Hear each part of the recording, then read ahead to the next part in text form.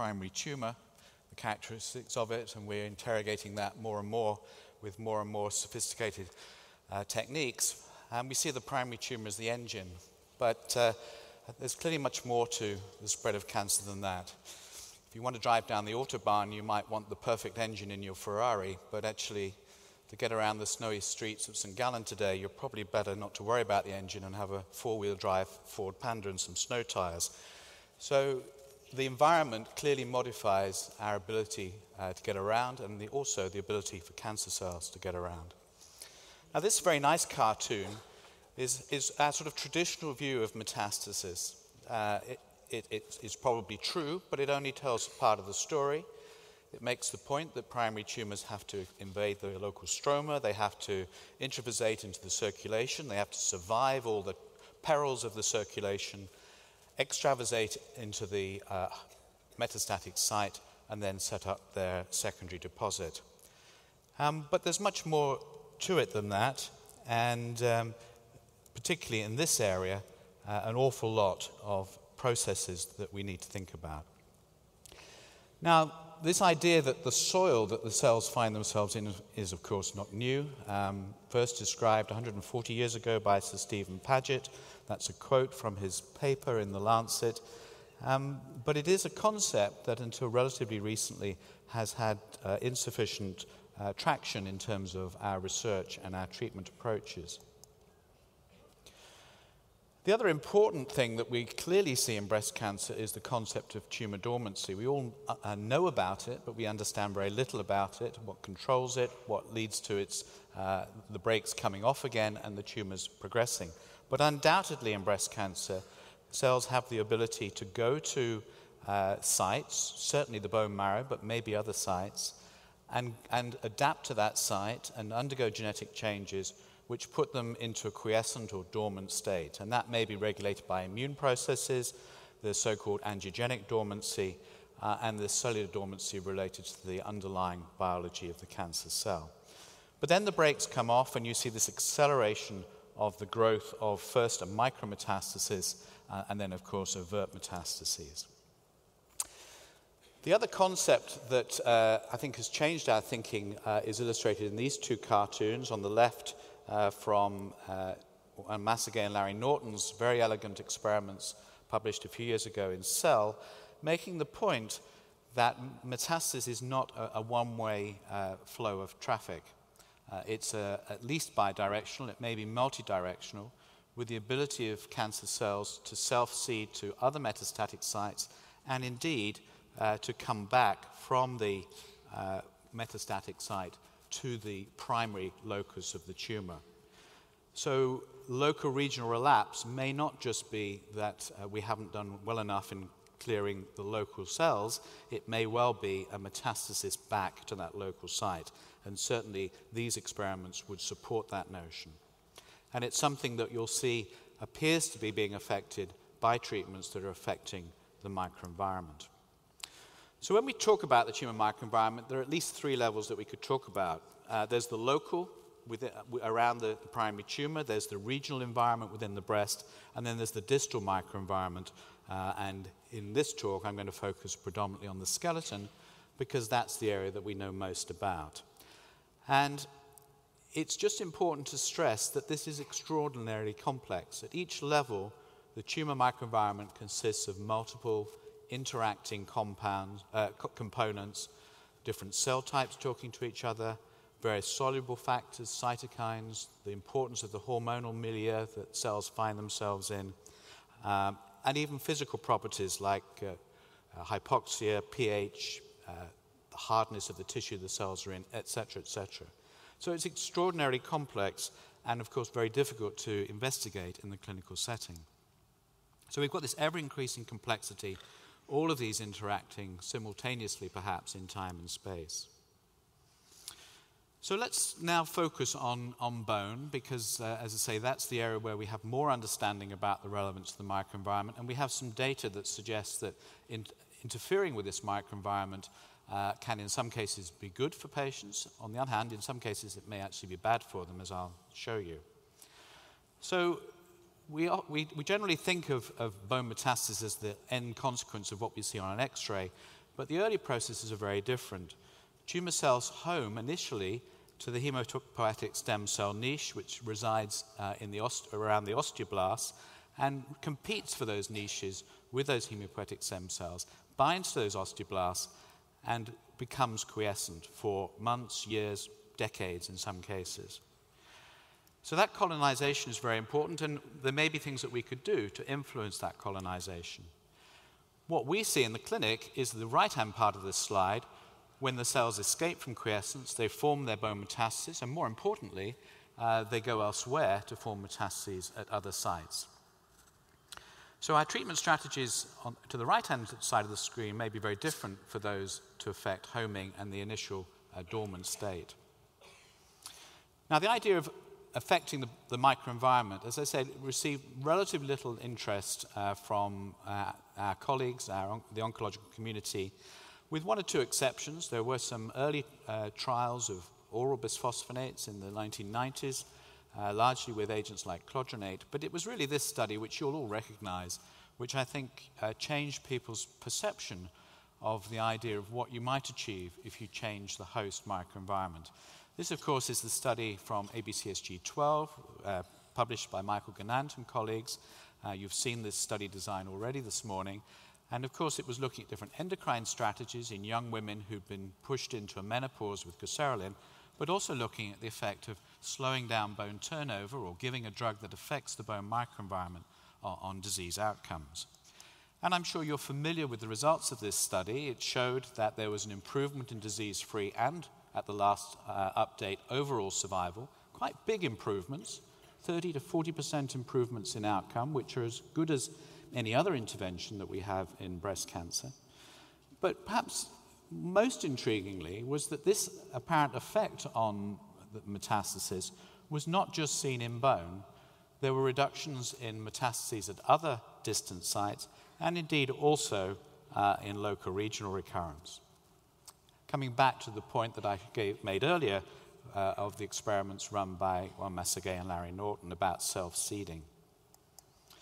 Now, this is not a unique finding. We've just published the results from this study, which was a bone protection trial in postmenopausal women, comparing immediate bone protection with giving it if necessary some months or years later. In fact, 80% of patients didn't need bone protection. And you can see that in this study, although this was not the primary endpoint, again, there was about a 35% reduction in the risk of recurrence on an intention-to-treat basis. And again, there is an improvement not only in bone metastases, but also in local regional recurrence. And indeed, there was also in non-bone distant recurrence. The other study that we have is this one, the AZURE study, which I had the privilege of leading. It was a very large, pragmatic study of adjuvant zoledronic acid, taking all comers, unlike the previous two studies, which were focused on ER-positive breast cancer and women who either had or were induced menopause or were naturally menopausal. This took all comers, ER-positive, ER-negative, young and old, and compared the intervention of zoledronic acid on top of standard therapy or standard therapy alone. And again, many of you will be aware of the headline results of this study, which we published a year or so ago, showing that on an intention-to-treat basis, there was no difference in outcome. So if you take all comers, this treatment seems to have little or no impact. But in a pre-planned subgroup analysis, we saw that there was an improvement in both disease-free and overall survival in women who had established menopause. Now, quite rightly, this observation, when it first appeared, was considered with some skepticism, but the other studies that I've shown you and others that I'll allude to in a minute are showing a consistent pattern that this is not a chance finding. So we had this interaction effect for recurrence based on menopause with a remarkable heterogeneity due to menopause. And of course, if you've got a null effect overall, you have to accept that there must be a group of patients who are actually doing worse with this intervention if you want to make the claim that there's a group that are doing better. That's not an expected outcome from changing the microenvironment. So we've looked into this into more detail. These are bone drugs. You'd expect if they're going to work that they would have an effect on bone recurrence. and if that was driven by menopause in some way, that there would be a difference in bone recurrence by menopausal status. But in fact, that's not what we see. Here are the risk reductions for bone metastases by menopausal status, and you can see it's pretty unimpressive. There's a trend towards a reduction in bone metastases. Certainly at this analysis, it's not significant. Maybe with more events, more bone events, this will change. But it's not significant. But more importantly, there's absolutely no difference between the pre- and post-menopausal population. But when you look at everything else that's going on in terms of recurrence, you see a very different picture. So for those post-menopausal women, we've got this fairly clear improvement in a reduction in liver metastases, local region recurrence, but we've got a very clear adverse effect in the younger patients. And the heterogeneity I draw your attention to makes it very unlikely that this is the play of chance. So what's going on? Finally, what about other studies looking at the postmenopausal population? Clodronate study, again, intention to treat analysis, nothing happening, but in postmenopausal women, yet again, a 30 to 40% reduction in distant recurrence.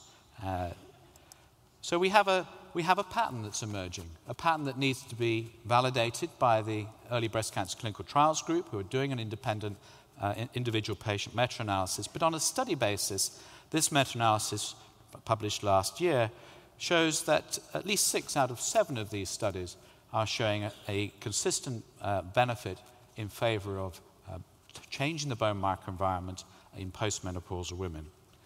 And of course, this is the majority of our breast cancer patients. So why might this be? Well, others in the audience know far more about the effects of oestradiol on cellular physiology, but here are some of the effects of oestradiol on molecules that are relevant to bone cell function. Oestradiol, of course, slows down osteoclast activity. It also stimulates TGF, promotes TGF osteoclast apoptosis, blocks TGF-beta promoted osteoblast apoptosis, and has effects on the rank ligand and OPG signaling pathways. So a very important pathway in all this. Now in menopause, things change slowly, as we know, unless it's an induced menopause. This change in reproductive hormones takes 5 to 10 years, but we go from the obvious cycling estradiol and cycling inhibin and low activin levels ultimately to something where estradiol is very low, we have no inhibin, we have high FSH, and very importantly, activin and bone morphogenic proteins take over as the dominant players in bone physiology. And that's illustrated in a bit more detail here. In the top, we have premenopausal women with inhibin dominating the environment, inhibiting the release of activin, reducing the release of TGF-beta from the bone, not driving SMAD tumor suppressors. But in the postmenopausal setting, inhibin is gone, activin becomes dominant, TGF-beta is stimulated, and this will increase SMAD signaling. So it's a very different microenvironment for both the bone cells and the tumor cells. One of the problems we've had in our preclinical work is that almost all of the studies that have been done to look at this have used extremely artificial situations. They've taken very young mice with very fast bone turnover and shown whether interruption of the bone microenvironment is relevant or not. This is just one experiment. It's not definitive, but it's perhaps the first of a new generation of laboratory experiments where we change our model and actually try and use models that are a bit more relevant to the human situation. Firstly, by taking older mice where bone turnover is more akin to the human situation. And also we have the ability now to look at very early phases of metastasis. We can pick up single cells within the bone microenvironment, which you can maybe able to see fluorescing in those pictures at the bottom.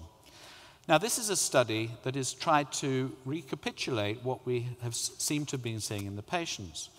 This is a study where MDA-MB231 cells are injected into the heart, and then mice are either overectomized or have a sham oophorectomy, and they're given a bisphosphonate or not, and then they're culled and analyzed.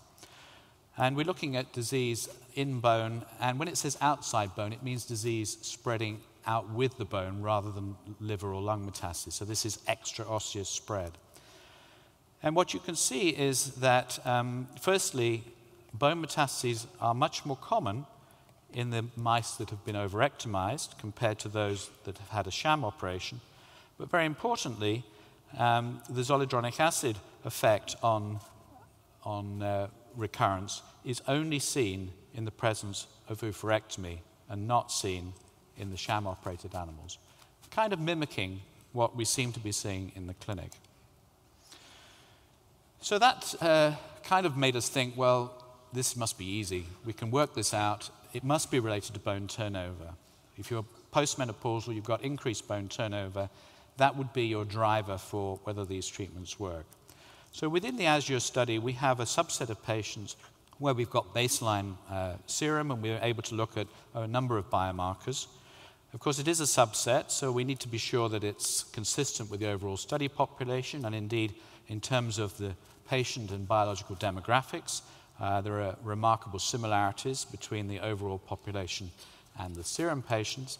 And similarly, in terms of outcome, this is the overall outcome, which you've seen previously in the biomarker subset. Again, we see this similar outcome with young patients doing badly, older patients doing better. So we believe this biomarker population is representative of the total population. So we've looked at a number of bone biomarkers. One of the best markers of bone resorption is something called CTX. You can measure it in the serum. And here we're looking at whether bone resorption is predicting for recurrence. On the left for bone recurrence, it's not. On the right for distant recurrence, it's not. But more importantly, when we look at whether bone resorption is driving the benefit that we see from bisphosphonates, we don't see that at all. In fact, this group that seem to be doing better actually are those with low bone turnover. So there's absolutely no suggestion that it is high bone turnover that is driving this benefit in postmenopausal women. We've looked at other markers, P1MP, the same thing, no effect on recurrence, and I haven't got time to show you, no effect, no relationship to treatment outcome. So I want to wrap up there. I've probably raised as many questions as I've given answers to, but I'd like you to go away with the notion that metastasis is much more complex than perhaps we realize. It's bidirectional. At a cellular level, it's a rare event, and it's almost certainly governed by host interactions. We have emerging data that shows that adjuvant bisphosphonates, and this may apply to other treatments in the future, appear to consistently reduce recurrent rates in postmenopausal women. But I think you have to take note that there is a probable adverse outcome in younger women. And that benefit and harm appears to be more outside bone than it is within bone, which is not really what was expected for a bone-targeted agent. There's no evidence or convincing evidence that the benefits that we've seen, and we'll see whether the other studies confirm this, but that the benefits are related to increased bone turnover. And we need to go back to the laboratory and get some more relevant preclinical animal models to explore these processes and these treatment and endocrine interactions more thoroughly. So I'm going to leave you just with some acknowledgements. Many people working within the AZURE team and also the laboratory team within Sheffield and my clinical colleagues. Thank you very much.